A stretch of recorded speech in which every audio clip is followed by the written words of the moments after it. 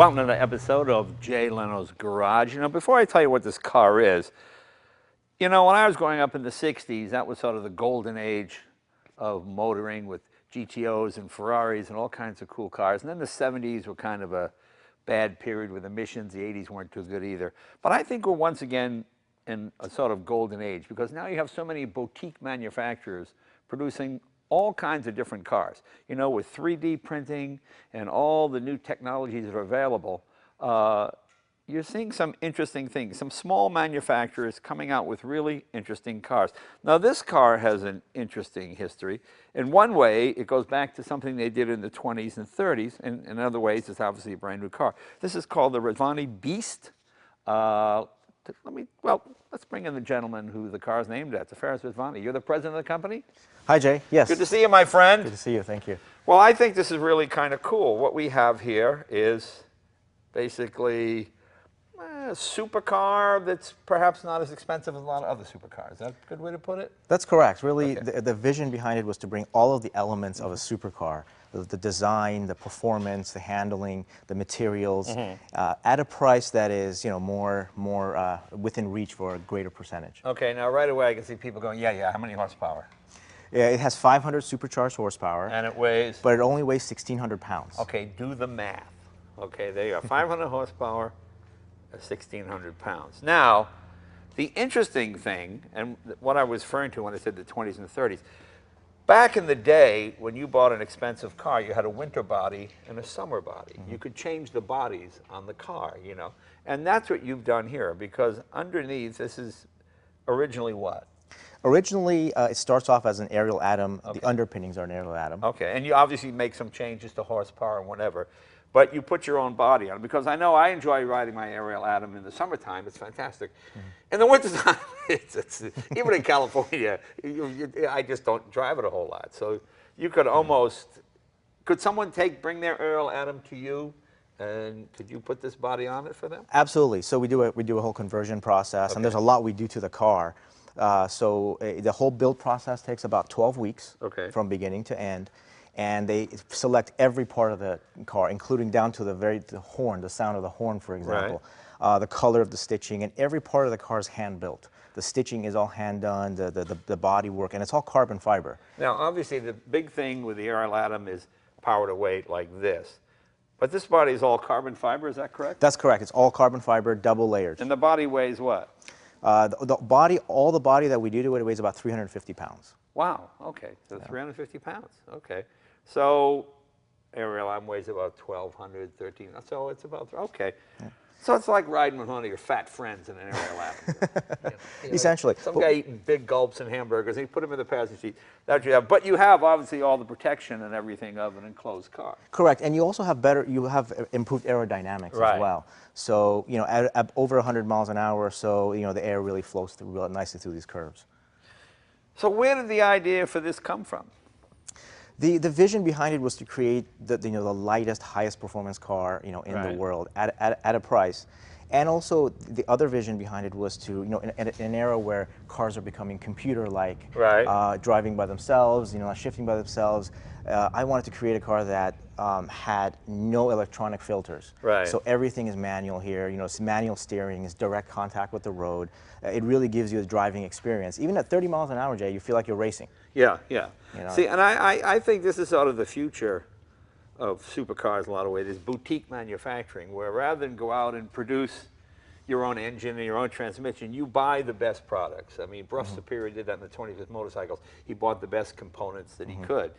Manufacturers do that now. They go to a manufacturer like Brembo or Willwood for their brakes. They go to, a lot of times, Chevy or Ford for the engine.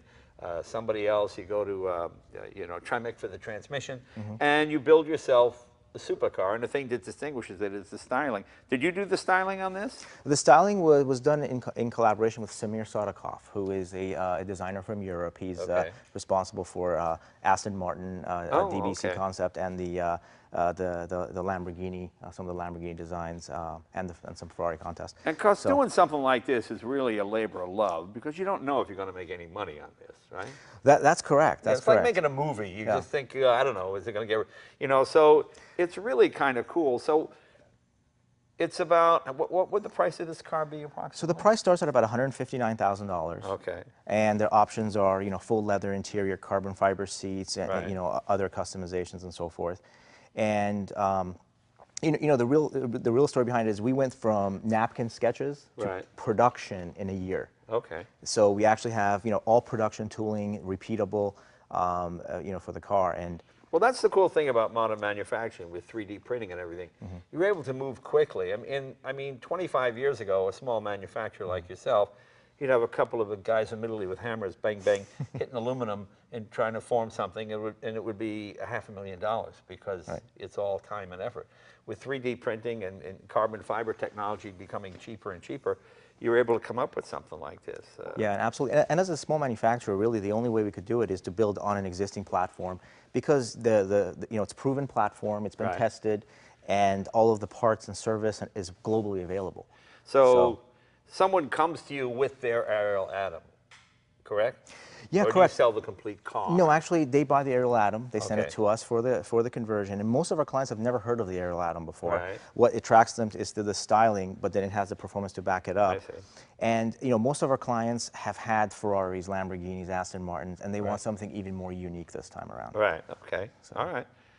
Now, what have you done to the power plant? Because the stock, I think Ariel Atom, at least I have one, but mine had the Ecotec engine from GM, but this has the Honda motor, correct? Correct. It's got a Honda K24 motor, which is a new generation, a solid bulletproof motor.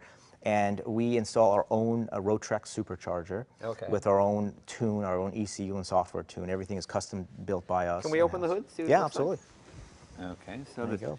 all right, there's your Honda motor right there. And that's your That's right. bespoke supercharger? Yeah, this is a Rotrex supercharger that's powered by the crank, and our Right. requirements were we wanted something that was tied to the to the crankshaft for immediate throttle response, no delays, and we wanted something that was cool and ran cool inside the engine bay. So we worked with Brian and Steve Friday from Orange to develop this custom power plant, which is a 500 horsepower. And transmission is the stock Honda unit? Transmission is a 6-speed close ratio from the Civic Type R transmission. Right, okay. And you have a trunk back there, a little bit, yeah. Absolutely, the trunk is for trips to Costco, so you can. Yeah, and it's easy to load. How does one get into this trunk? It's real easy to load here. Just put this right. Yeah. And your muffler's right there. So don't pick up any chocolates at Costco. Absolutely, it's really for steaks, well done steaks. I was gonna say, yeah. Okay, very cool. Then this obviously nice fitting on the carbon fiber. How do you get into this car? You step over it? Yeah, you actually step over it. You step on the seat directly. There you go. Okay. Yeah, you step We'll do that in a right minute, in. okay. And this supercars are not meant to be practical. They're meant to come from a part of your imagination that's just gone wild. Yeah. And that was the vision behind the car. Okay. Plus structurally, I guess it makes it a little more sound, doesn't it? Okay. Absolutely. Yeah, we wanted the maximum structural rigidity. And for very the car. good. You even have a wiper on it to meet DOT, right? Absolutely. No roof, but a wiper. Absolutely. Okay. All right. Very good. I like the mirrors here. These are nicely done. Thank you. And obviously the stock Ariel Atom brakes. Yeah, that's correct. And the brakes are upgradable depending on how the client wants to use it, whether they want to use it as a track use or. Right. And here's our suspension. Does the front open as well? Yes, the front opens as well. Let me go ahead and open that. Okay, there you go. So if you want to transport one sheet of copy paper, you just put it right in there. You can put an 8x10 in there or something like that. But nicely laid out here. This is all your fuses and small motorcycle battery there. What is that? Some kind of horn? That's a custom horn. Okay. It's a custom horn requested by the buyer. Oh, okay. So every part of this is custom made. Here we've got the radiator in the front and the air channels through. So. Well, I have an Ariel Atom. I'm an Ariel Atom owner, so this will be a good chance to compare it to my Ariel Atom. And maybe my wife would actually ride in this one. I can't get her in the Ariel Atom, but this would be, this would be a good one. Nicely done seats. Are we about ready to go for a spin? Let's do it. Let's do it.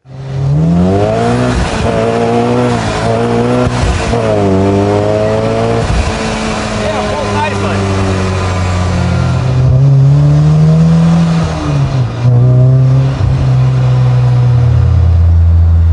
Are you sticking with the Atom platform, or are there other things you want to rebody as well? Well, there are other things we want to. We have two new models coming out next year that are going to be based on other platforms. But this is a formula people love. The distribution model and the servicing is there. Yeah. And but we want to create extreme vehicles. You know, extreme cars that people can't get anywhere else. That's so unique in design. And really, we're a design company. Right, right. So how did you start this company? Do you have a lot of financial backers and all that kind of stuff? Well, you know, I started the company with $5,000. Wow. Literally. And we were able to bring in other partners. And we got orders right away. You know, it was, the market loved it. The buyers loved it. They loved the design. Yeah. And so we had to build it, so we got started that way. And now we're producing about one a month, and our customers just want something unique. You know, how many people in the factory? Our team is four people, and we subcontract out everything else to other companies. You know, the interior work and other work, we all subcontract it out. Yeah. Now this one's leather, but I would guess with no top, plastic would be better, wouldn't it, really, if you're just trying to go fast? You could. This is actually a special kind of leather that's treated for being weather resistant. Oh, okay. Of course, you know, if it rains, you drive real fast and the water just kind of goes over you. Yeah, that's the way it works. Yeah, explain that to the wife. Yeah. Hey, drive fast, the water goes over you. Yeah, yeah. You married? Yes. Yeah, yeah.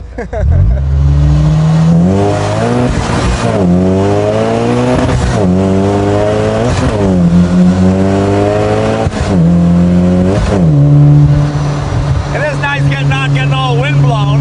Yeah. Because the Ariel Atom, you almost need a helmet. Yeah. There's actually very little turbulence inside. No, not much at all. You get a lot of airflow through the bottom, so it doesn't get hot. Same size radiator as stock? Correct, yes. But we channel the air into the radiator much better. Yeah. So we spent a lot of time in tuning the ECU to make it drivable but fast. Yeah. Still does 0 to 60 in about 2.7 seconds, you know, under 3 seconds. Still meet emissions? It's exempt by SB 100. Oh, okay.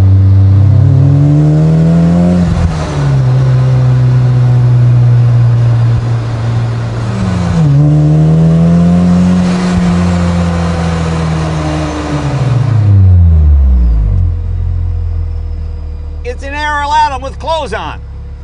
Let's take it up the hill, see how it handles. I mean, it handles really nice. I mean, I know the Atom, so I know what it feels like. It's funny not to have the wind hit me in the face. I always wonder what my Atom would be like with a windshield.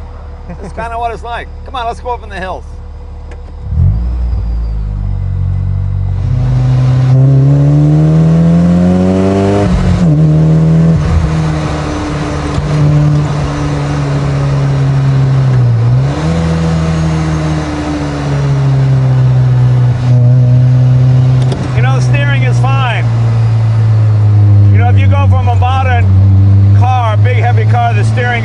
This might seem twitchy, but you get used to it very easily. But it's a lot of fun. Yeah. Well, like the McLaren F1, you have no mechanical or electronic assist in this car of any kind. You're pretty much on your own.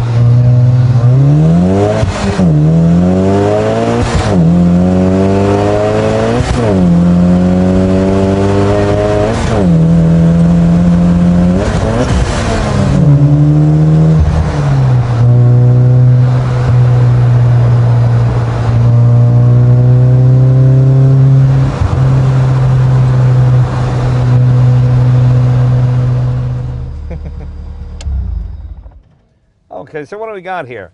Pretty much, I guess you could call it a supercar on a budget. The thing I like is, you know, people always think we get paid to do ads and run things. We don't take any money to demonstrate cars. We demonstrate cars that we like. Like this gentleman here started his company with $5,000. And is he making any money? No, but you do it for the passion. I hope he starts making money with it. I mean, it's a very well put together automobile, very well designed. He's like an automotive tailor. You bring him the body, which in this case is an Ariel Atom, and you fit appropriate bodywork that the customer likes. I mean, I think it's great. I mean, it's the car, you know, these Atoms are built here in the United States. They're built in Virginia. And then this is all done locally here in California, correct? Correct. I mean, that's kind of the fun part that I like. We like to help small manufacturers that maybe don't get a lot of publicity and give them a chance to let the rest of the world see what they're doing. So that's what Ferris has done here. The reason I didn't do a burnout is the young lady who owns this car, the owner, standing right over there. There she is. Get a shot of her. Look, yeah, she doesn't look real happy. Yeah, when she sees us pulling up behind the camera car and slamming on the brakes, she's not going to be happy. But she doesn't know that yet, so she won't know that till then. But anyway, I just want to say, here's another point. People always say, how much it costs? Oh, you could buy a Corvette for that. That's not the idea, because small manufacturers, the first iPhone cost $1 billion, and then you bring the price down as it gets more popular. But you need people to come up with the idea, people to come up with the innovation, and that's what's fun. Like I said before, we're in a golden age now where through manufacturing and 3D printing, this kind of thing becomes possible. You know, 20, 30 years ago, you couldn't have taken an existing chassis and done a body anywhere near as reasonable as this. And that's what's fun. So Ferris, thank you. This is Thank you. the American entrepreneurial spirit right here. Guys building their own cars. Very, very cool. See you guys next week.